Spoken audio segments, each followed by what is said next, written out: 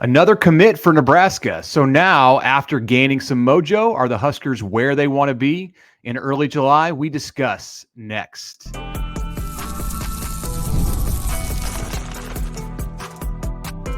You are Locked On Nebraska, your daily Nebraska Cornhuskers podcast, part of the Locked On Podcast Network, your team every day.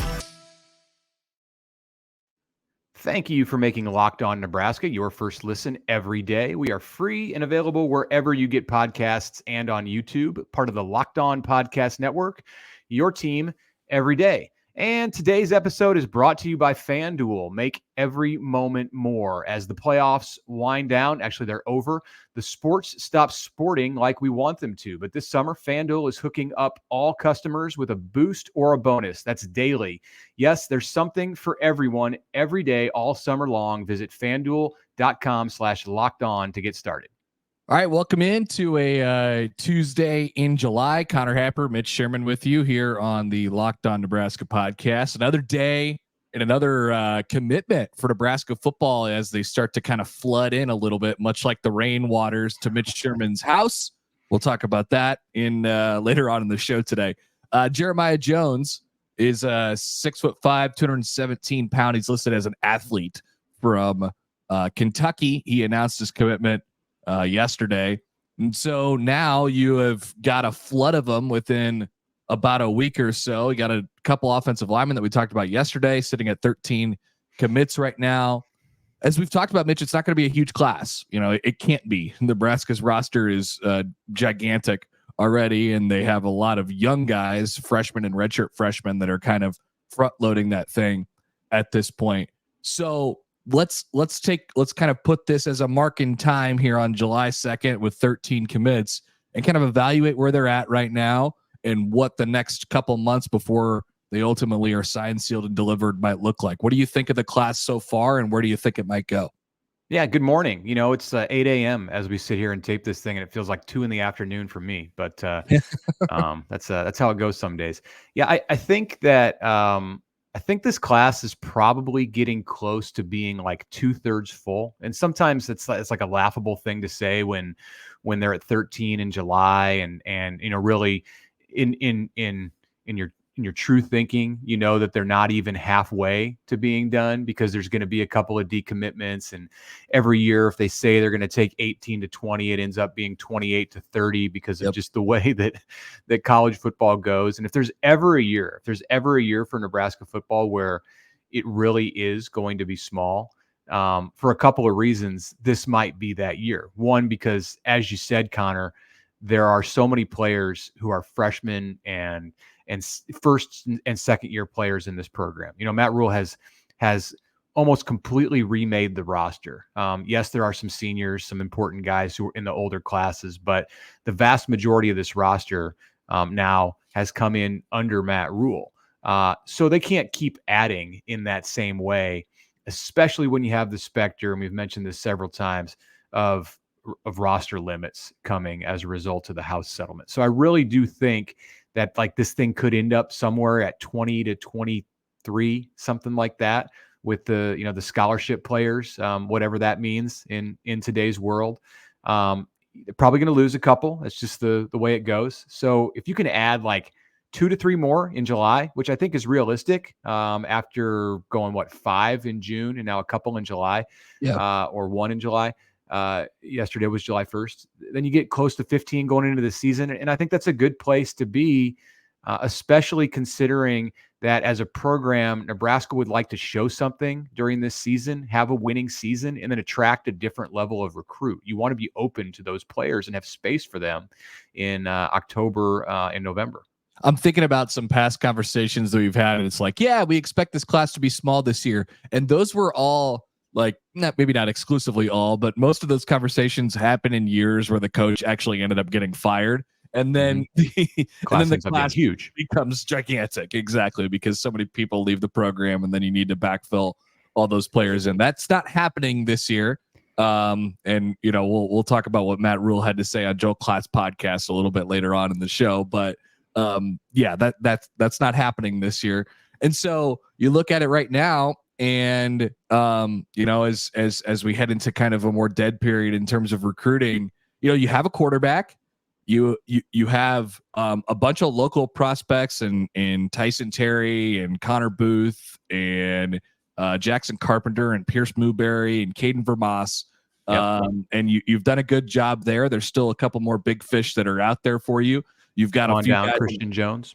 Christian Jones, that would be the guy that definitely I'm referring to there.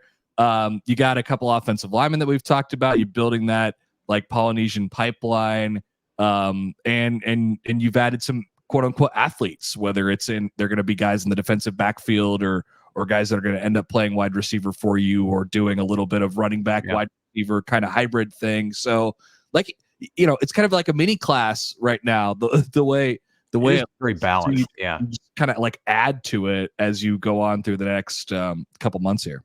Yeah, sometimes you look at a class that's half full or a little more than half full, and you think, wow, there's some big holes in this group, and you want it to be spread out, and they're going to have to go heavy on running backs or heavy on wide receivers or defensive ends or something like that. And they could use a couple of defensive ends. Speaking of that, in this group, the defensive linemen Malcolm Simpson and Tyson Terry are more big guys who play in the middle, and Nebraska's going to have some of those spots to fill after Hutmaker and Robinson are gone after this season, but they have young players at those spots too who are already in the program. So that pass rush, I think corner in this class is still something they're going to want to hit. They obviously want to get another linebacker, and we just mentioned Christian Jones a moment ago out of Omaha West Side. But on the offensive side, quarterback, 2 running backs, a tight end, a couple of wide receivers, maybe a third who could play wide receiver, 2 offensive linemen. They've done a nice job of distributing the scholarships to the, as far as the players who've committed so far, nicely in a way that like this class has a foundation that you would like to see at this point. I would say, like right now, and so the numbers are the numbers, and then you have the rankings piece of it. And so I like if there was a couple more, and maybe this will happen, and we talked about this yesterday, like as Nebraska maybe rips off a couple wins in the fall, maybe they get a big win against Colorado to start the season, and you got the ball moving in your direction, the momentum is kind of going your way. Maybe that's when you get in the door, or you continue to extend those conversations with higher profile recruits that might be sitting out there later on in the cycle now. And I think, from what it looks like, that's the way it kind of feels like Nebraska's banking on it right now. It's like, not that these guys, they've had to fight for them and they've had other suitors. But, maybe you would kind of categorize it as you've got some kind of layups and mid-range shots out of the way. And, then as you get into September and October and November, maybe want to shoot some longer range shots. And I think that's kind of where Nebraska has set it up. It's a good start, but the season might determine if it's a good finish. Did you see what Kansas State did in recruiting on Monday? Yeah. Yeah. So the Cats got Lincoln Cure. That's a person's name. It sounds like, I don't know what it sounds like, something in the medical dictionary or like a musical act, but maybe something that has to do with a geographical location. But he's a 5-star tight end from the state of Kansas, and he is the highest ranked recruit ever to commit to Kansas State. So again, it's a tight end. We talked Monday on the show about how this part of the country, well, Nebraska in particular, just produces tight ends like they grow on trees. And they're doing that down in the state to the south also with Lincoln Cure. He had Oregon, A&M, and Kansas as finalists. So the 2 in-state schools plus Oregon and Texas A&M, Big Ten, SEC, and a couple of Big 12 schools. The Big 12 is still alive, despite the reports of its demise yesterday as Texas and Oklahoma left. The Big 12 is still kicking, and Kansas State is one of those teams that has a chance to go to the college football playoff every year because they play in that league, and it just I think it's something that's interesting to look at from a Nebraska perspective, that Kansas State is luring 5-star talent, even if it is 5-star talent from its own backyard. Oregon and Texas A&M were coming in and wanting that player, and he stayed home at Kansas State. So if Kansas State can do it, and we've said this, and it's almost laughable at this point because Kansas State has won so much more than Nebraska over the last few years, but it still holds true. If Kansas State can do it, then Nebraska can do it. And there should be players out there in this cycle who are open to Nebraska in September, October, November. We saw a 5-star flip to Nebraska in December last year. If Nebraska wins, it should be in the running for players who are as highly ranked, more highly ranked than anybody who's in this class to date for Matt Rhule. Yeah, definitely feels like the missing piece at this point, although we've said that for a long time. By the way, I think we mentioned earlier 13 commits. I think Nebraska's at 14 at the moment. 14? Okay. Yeah, they're at 14 at the moment. You had them all counted outright, but there's just one more. So 14. I can't keep up. Is where Nebraska's at right now. Yesterday, yeah. Okay. So we'll jump off recruiting. We got a few other things that we want to get to here on the show today. Stick with us, and please subscribe and follow on Twitter, X, Locked On NEB. You can email us, lockedonneb@gmail.com. Sponsorship opportunities are out there for you as well. Don't hesitate to get in contact with us. We love hearing from people who listen to the show. If you have anything good or bad to say about it, please let us know. We will be back after the break.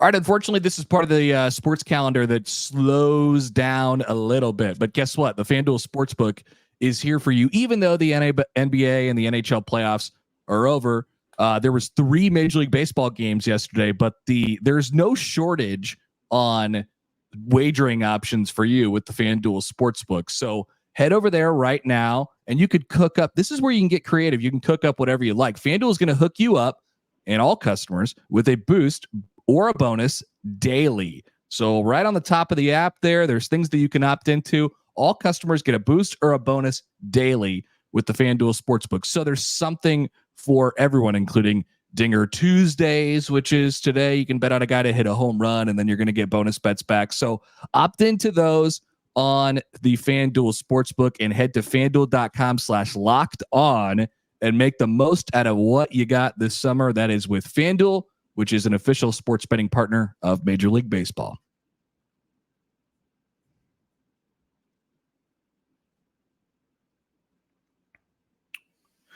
Okay, we are back on this Tuesday. Mitch Sherman here with Connor Happer. I was gonna go in a different direction here in this segment. I was gonna talk about what's to come in the next month in the Big Ten, because we saw so much that happened on Monday around the nation as schools started to change conferences, and there was a lot of fun that was had at the expense of Texas and Oklahoma, mainly Texas, but and Lincoln Riley. And Lincoln Riley. Yes, the former Oklahoma coach. More fun with Lincoln Riley coming in August when USC joins the Big Ten. So, but then last night happened, and I want to get your thoughts, Connor, on my overnight activities. So I went to bed around 11, and it was raining fairly hard. And I thought, yeah, I'm gonna get some sleep here. Everything looks okay. Had a major issue about a year ago with water pouring in through my basement, ruined a bunch of carpet. So took that out in a spare bedroom, and I put in some vinyl plank flooring. It's waterproof. Everything's good. And then I dug out like 2 feet from in the egress window down way below the window line. Like I was ready to go. This is never going to happen again. We got 5 inches of rain, more than 5 inches of rain when I live here to the east of Gretna, between 10 p.m. and about 3:30 or 4 in the morning. Whew. So I woke up at 1:30, and I just had a bad feeling as I listened to the rain. And I went down into my basement, and 2 steps down off the stairs, my feet went squish, squish on the carpet. And it was a long, long night for me and my lovely wife. I think we sucked about 150 gallons of water off the floor, off of the hardwood or the hard surface floor, and then again back into some carpeted areas. So this is why I bring this up, because I want to ask you something. First of all, everything okay for you and your part of Omaha? I think so. We're quite a ways further north than you, so I think the further north you go, yeah. But I mean, it was raining pretty good last night. I got back from the Storm Chasers game out at Werner Park, and it started coming down good. I saw the videos from Lincoln, just flooding and stuff like that. But yeah, I think we stayed pretty fresh and clear over on the northwest part of Omaha. I'm happy for you. I would guess that that Werner Park where you were last night took a nice hit overnight, but it's an outdoor baseball field, so they're a little more equipped for that. So 1:40 in the morning, pretty much went into panic mode because I pulled the shop vac off of the top of the shelves in my garage, and it started sucking water, but it was like absolutely not going to work. Like it was not even close to keeping up. The water was like 4 feet above the window line in my window well. Wow. And it, you can waterproof your windows, but if they're underwater, there's not a whole lot you can do. It's coming in. And it was pouring in, and I'm like, I don't know what we're going to do here. I have a tremendously large amount of towels and blankets that were getting very wet very fast. So I went into my phone, and who do you text? I mean, there's a certain level of friend or neighbor or acquaintance, whatever it might be, that you feel comfortable texting at 1:40 in the morning. Mm-hmm. So got a bunch of guys I play fantasy football with, some good friends of mine who are here in the neighborhood. Go on vacation with some of these people, go to dinner all the time. Our kids hang out. We go boating, whatever it might be. So I got about 5 guys, hit them all up. Anybody got a shop vac? Anybody got an extra shop vac? I need some more manpower, like whatever you can do. Not a single one. Not a single. I know some of these guys were awake because, they have kids and they have dogs, and it was storming pretty hard. Not a single reply. This really makes me question some things that are going on in my life and some relationships that I had. I heard from pretty much all of them this morning, amazingly, when the sun came up. My saving grace is a kindergarten teacher who lives across the street, and she did answer my text and came over, brought her shop vac.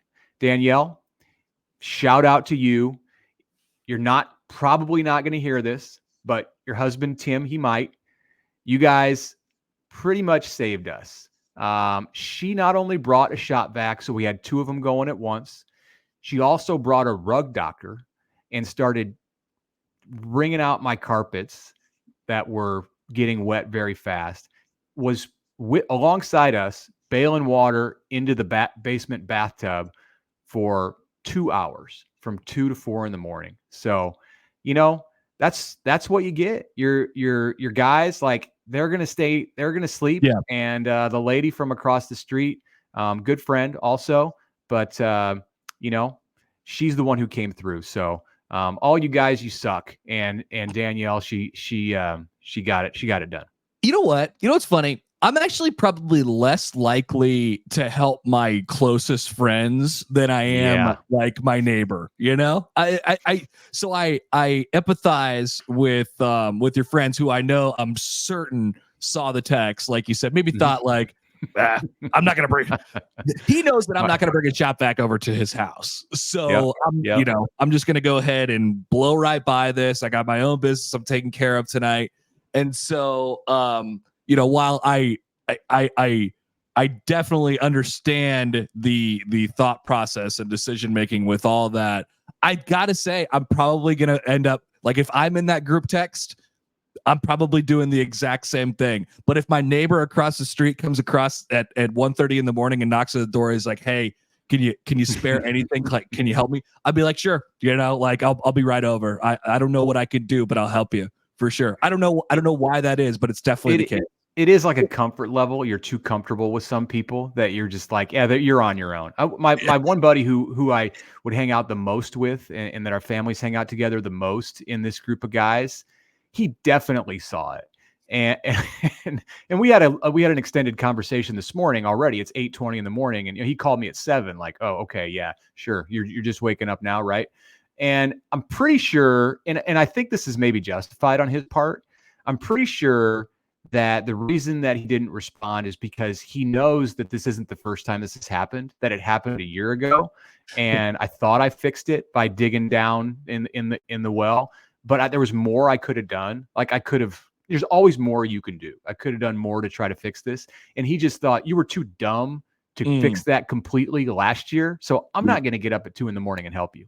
They're thinking this was always going to happen. And so I'm not going to be, as Mike Ehrmantraut said on Breaking Bad, I'm not going to be around for the boom. And it happened. It sounds like the boom happened, unfortunately, to you.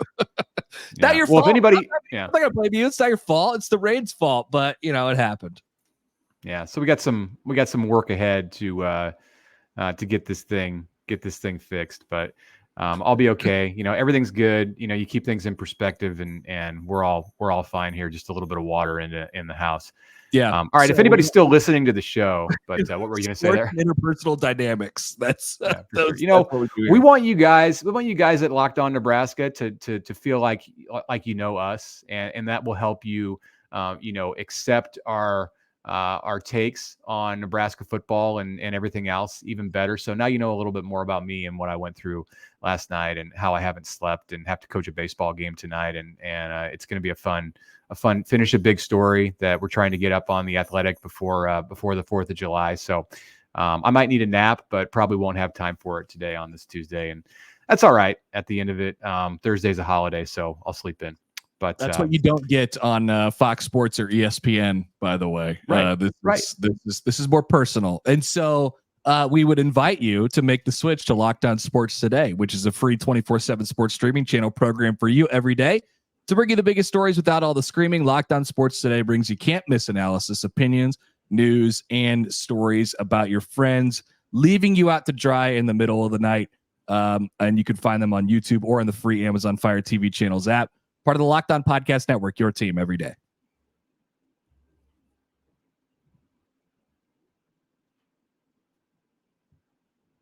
All right.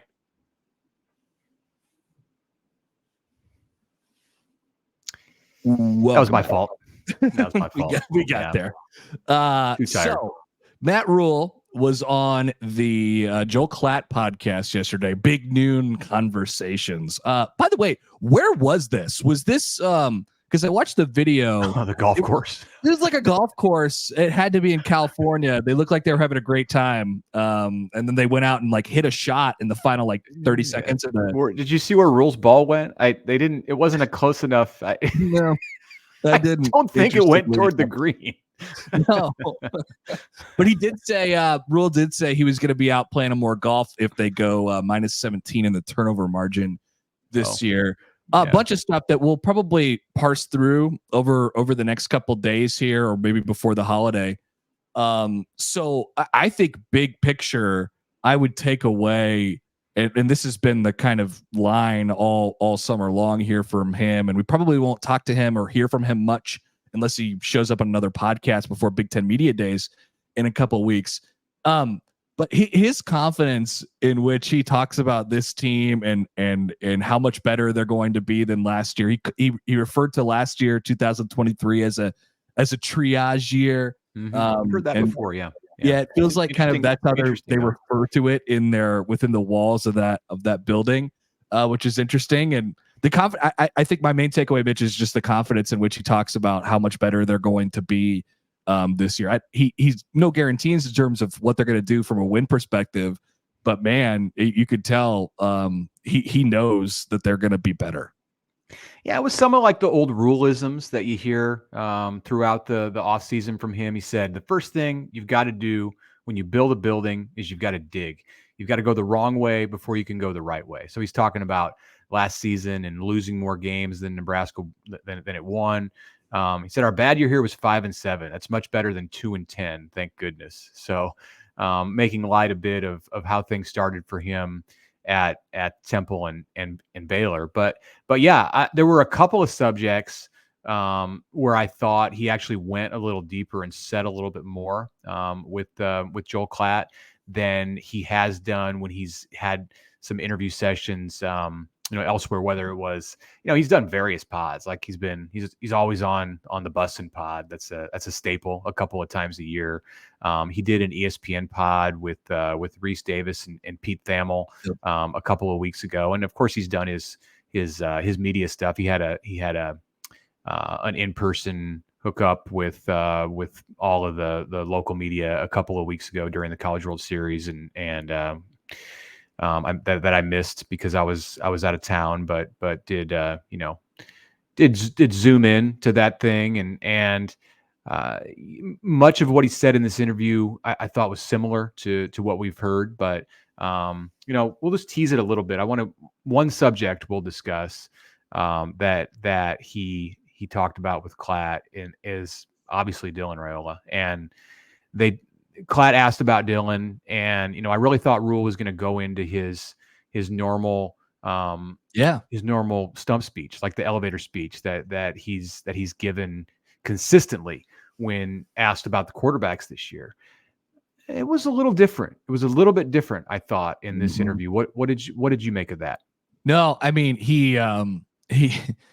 I think it's getting harder and harder for him to disregard what the change in dynamic that he brings to the team. And I think that is probably made evident by what they see and what they do on a daily basis, like within the walls of the program. So from what it sounds like, he's taken on a bit of a, he talked about his work ethic and made a comparison he mentioned a quote from Tom Brady in which he said, "Hey, your team's going to be really good if your best players work the hardest." And kind of a lot of people say that, yeah.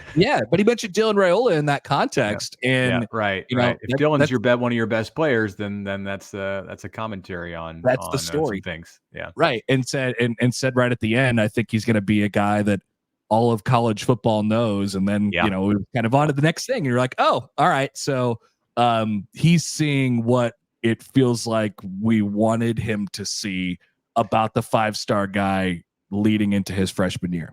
If he would have said after the spring game what he said on the Joel Klatt show about Dylan Raiola, then I think that would have created headlines, and it would have been, Rhule is anointing Dylan Raiola to some degree, to like paraphrase what the media reaction in the state of Nebraska would have been. So it's interesting to hear him get to July and, say that he has a unique feel for the game. Dylan's talent is only matched by who he is as a person. And he talked about his family, which always comes up. And he certainly has helped us raise the level of play.